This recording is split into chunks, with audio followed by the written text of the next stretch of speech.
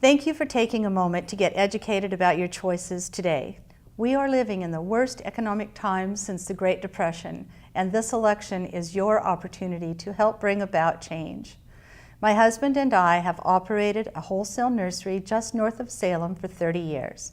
I have deep roots in this community. Our 2 children and our 2 grandchildren were born in the same Silverton hospital where I was born. I've been active for many years in the Oregon Association of Nurseries, serving as president and chair of both the Government Relations Committee and the Nursery Association's Political Action Committee. My roots and common sense in running a business will give me stability.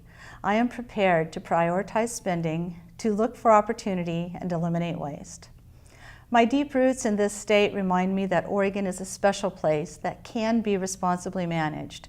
We can provide jobs and opportunity for families today and still protect resources for the future. I have roots in citizen activism. My work in the Nursery Association taught me how to advance policy and impact decisions in a way that protected and promoted agriculture.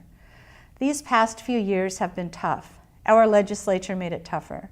My opponent knows Oregonians have never supported a sales tax, but she voted for House Bill 3405 that created a hidden gross receipts tax. The gross receipts tax is the primary reason that I decided to run. My opponent thought that if they called it a gross receipts tax and told you that it only applied to businesses, that it would be too complicated and you wouldn't recognize it. In fact, if my business and many other businesses in Oregon, just like mine, lose money, the gross receipts tax will apply on all sales. Oregonians are too smart to allow these kinds of sleight of hand tricks to be used to destroy jobs, and too smart to let politicians get away with it. But she didn't support just that tax. The legislature has doubled spending in the last 10 years. And my opponent was there for 6 of those high spending years. In the last 4 years alone, she has supported tax and fee increases 60 times. We must demand better service from the people we elect. The current leadership is oblivious to the needs of citizens. That was demonstrated in the decisions made last session. We saw them raise your taxes by $733 million and complain about massive budget cuts. Only in government is $733 million of new spending described as sacrificial cuts. We saw hardworking employees at the lowest levels of government forced to take furlough days, and many had to take lower positions to keep their jobs. Yet those in top leadership got fat increases in pay. We saw state employees with Wall Street-type investment jobs get Wall Street-style salaries in the range of $160,000.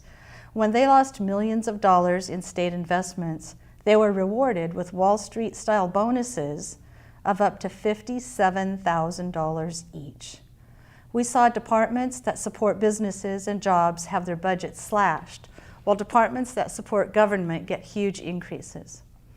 Oregon has consistently struggled with one of the highest unemployment rates in the country, even when the economy was good.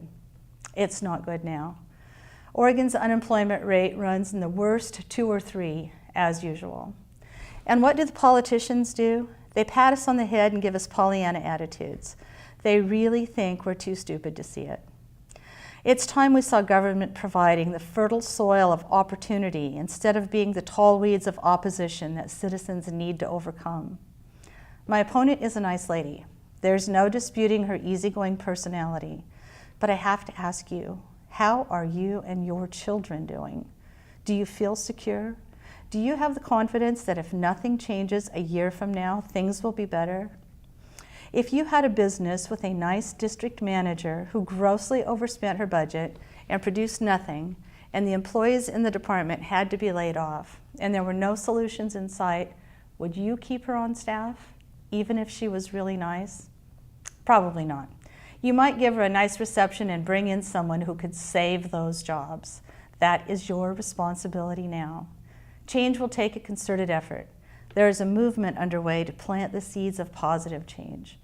All of us pulling together can affect these positive changes, not just in this state, but across the nation.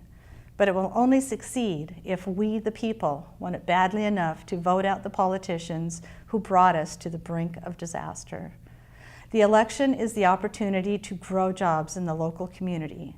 Let's work together to put an end to runaway spending and rising unemployment.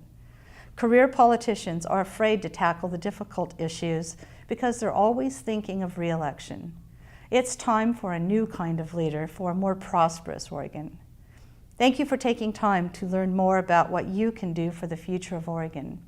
To learn more about the campaign, visit my website at www.friendsofkathy.net. Thank you for your time today.